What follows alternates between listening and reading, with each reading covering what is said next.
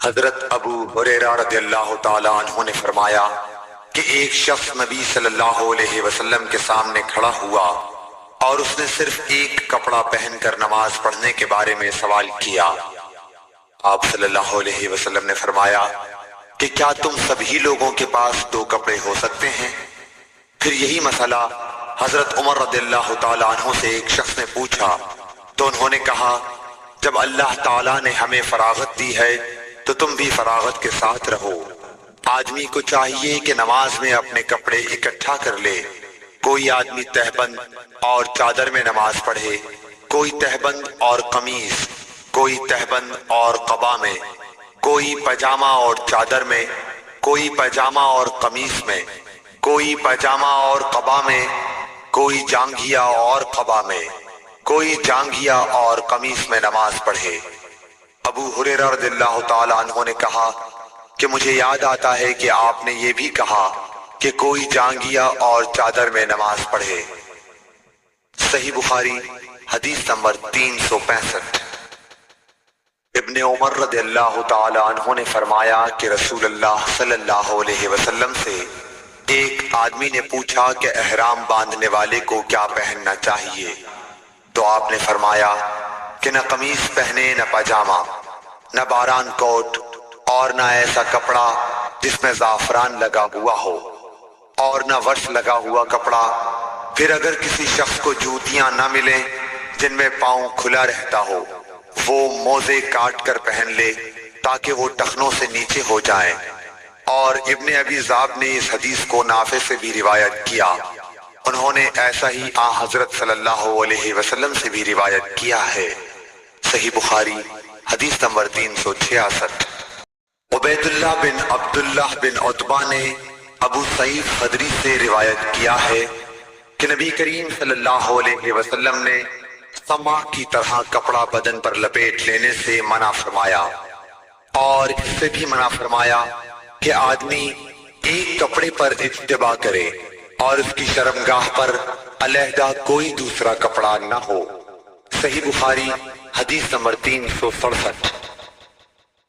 اعرج ابو ہریرہ رضی اللہ تعالیٰ عنہ سے نقل کرتے ہیں کہ نبی کریم صلی اللہ علیہ وسلم نے طرح کی بیع و فروخت سے منع فرمایا، ایک تو چھونے کی بیع سے، دوسرے پھینکنے کی بیع سے، اور استعمال السما سے جس کا بیان اوپر گزرا، اور ایک کپڑے میں گوٹ مار کر بیٹھنے سے۔ صحیح بخاری حدیث نمبر 368۔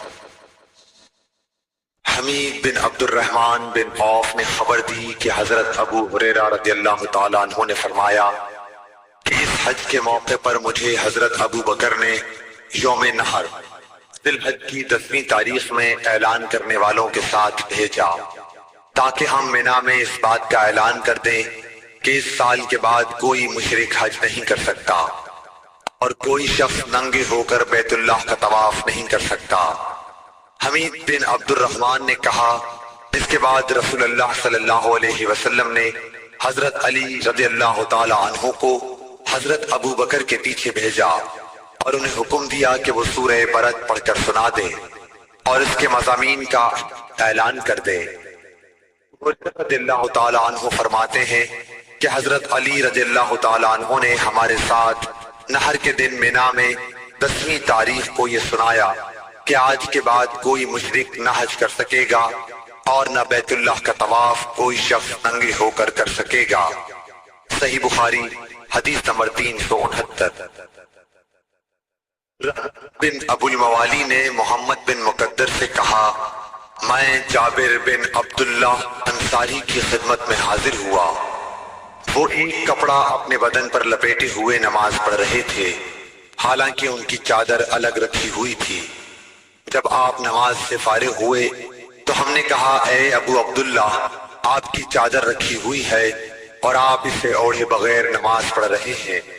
انہوں نے فرمایا میں نے چاہا کہ تم جیسے جاہل لوگ مجھے اس طرح نماز پڑھتے دیکھ لیں، میں نے بھی نبی صلی اللہ علیہ وسلم کو اسی طرح ایک کپڑے میں نماز پڑھتے دیکھا تھا۔ صحیح بخاری حدیث نمبر 370۔ अब्दुल अजीज बिन सुहैब ने अनस बिन मालिक रज़ी अल्लाह ताला अन्हु से रिवायत की कि नबी करीम सल्लल्लाहु अलैहि वसल्लम ग़ज़वा खैबर में तशरीफ ले गए। हमने फजर की नमाज अंधेरे ही में पढ़ी। फिर नबी सल्लल्लाहु अलैहि वसल्लम सवार हुए और अबू तलहा भी सवार हुए। मैं अबू तलहा के पीछे बैठा हुआ था। नबी सल्लल्लाहु अलैहि वसल्लम ने अपनी सवारी का रुख खैबर की गलियों की तरफ कर दिया। मेरा घुटना नबी करीम सल्लल्लाहु अलैहि वसल्लम की रान से छू जाता था। फिर नबी करीम सल्लल्लाहु अलैहि वसल्लम ने अपनी रान से तहबंद को हटाया, यहाँ तक कि मैं नबी करीम सल्लल्लाहु अलैहि वसल्लम की शफाफ और सफेद रानों की सफेदी और चमक देखने लगा। जब आप खैबर की बस्ती में दाखिल हुए तो आप सल्लल्लाहु अलैहि वसल्लम ने फरमाया कि अल्लाहु अकबर, अल्लाह सबसे बड़ा है, खैबर बर्बाद हो गया। जब हम किसी कौम के आंगन में उतर जाएं तो डराए हुए लोगों की सुबह मनहूस हो जाती है। आपने ये 3 मरतबा फरमाया। अनस रज़ियल्लाहु ताला अन्हु ने कहा कि खैबर के यहूदी लोग अपने कामों के लिए बाहर निकले ही थे कि वो चिल्ला उठे, मोहम्मद सल्लल्लाहु अलैहि वसल्लम आन पहुंचे। और अब्दुल अजीज रावी ने कहा कि बाज हजरत अनस रज़ियल्लाहु ताला अन्हु से रिवायत करने वाले हमारे साथियों ने वल खमीस का लफ्ज भी नकल किया है, यानी वो चिल्ला उठे कि मोहम्मद लश्कर लेकर पहुंच गए। बस हमने खैबर लड़कर फतह कर लिया और कैदी जमा किए गए। फिर वही रज़ियल्लाहु ताला अन्हु आए और अर्ज की कि या रसूलल्लाह सल्लल्लाहु अलैहि वसल्लम, कैदियों में से कोई बांदी मुझे इनायत कीजिए। आप सल्लल्लाहु अलैहि वसल्लम ने फरमाया कि जाओ कोई बांदी ले लो। उन्होंने सफिया बिन्त हई को ले लिया।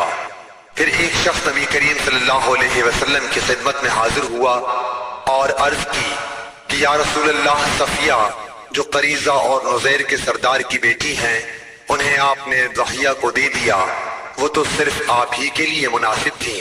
इस पर आपने फरमाया कि वहिया को सफिया के साथ बुलाओ। वो लाए गए। जब नबी करीम सल्लल्लाहु अलैहि वसल्लम ने उन्हें देखा तो फरमाया कि कैदियों में से कोई और बांदी ले लो। रावी ने कहा कि फिर नबी करीम सल्लल्लाहु अलैहि वसल्लम ने सफिया को आजाद कर दिया और उन्हें अपने निकाह में ले लिया। साबित बनानी ने हजरत अनस रज़ियल्लाहु ताला अन्हु से पूछा कि अबू हमजा, उनका महर हुजूर सल्लल्लाहु अलैहि वसल्लम ने क्या रखा था? हजरत अनस रज़ियल्लाहु अन्हु ने फरमाया कि खुद उन्हीं की आजादी उनका महर था और इसी पर आपने निकाह किया। फिर रास्ते ही में उम्मे सलीम रज़ियल्लाहु अन्हा, हजरत अनस रज़ियल्लाहु अन्हु की वालिदा ने उन्हें दुल्हन बनाया और नबी करीम सल्लल्लाहु अलैहि वसल्लम के पास रात के वक्त भेजा। अब नबी करीम सल्लल्लाहु अलैहि वसल्लम दुल्हा थे, इसलिए आपने फरमाया कि जिसके पास भी कुछ खाने की चीज हो तो यहाँ लाए। आपने एक चमड़े का दस्तरखान बिछाया, बाज सहाबा खजूर लाए, बाज घी। अब्दुल अजीज ने कहा कि मेरा ख्याल है हजरत अनस रज़ियल्लाहु अन्हु ने सत्तू का भी जिक्र किया। फिर लोगों ने उनका हलवा बना लिया। ये रसूलुल्लाह सल्लल्लाहु अलैहि वसल्लम का वलीमा था। सही बुखारी हदीस नंबर 371।